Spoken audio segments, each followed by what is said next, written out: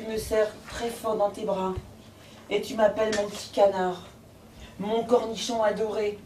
Poèmes, textes comiques ou dramatiques, les bénévoles de l'association Éranie Lecture diversifient leurs interventions. Pendant 1 heure chaque lundi, elles viennent donner de leur temps pour les personnes âgées de la résidence Solesmes, toutes atteintes de la maladie d'Alzheimer. Elle qui se lavait plusieurs fois par jour. Allons donc, grogna le cochon, tout de suite les grands mots.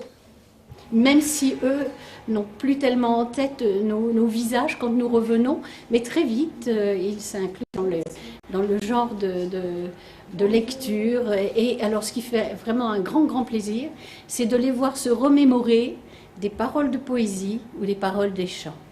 Et ça leur fait un grand plaisir aussi à eux. J'ai pris cet engagement parce que j'ai eu un Alzheimer dans ma famille. Mon père est mort Alzheimer à 65 ans.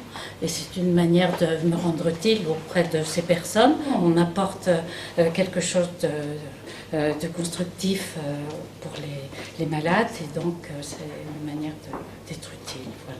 Un public particulier donc, auquel les lectrices ont dû s'adapter. Les interventions sont rapides et rythmées, les chants et les danses s'intercalent entre les lectures. Les textes doivent être courts, mais au fur et à mesure de leurs interventions, les bénévoles ont constaté qu'elles pouvaient parler de tout.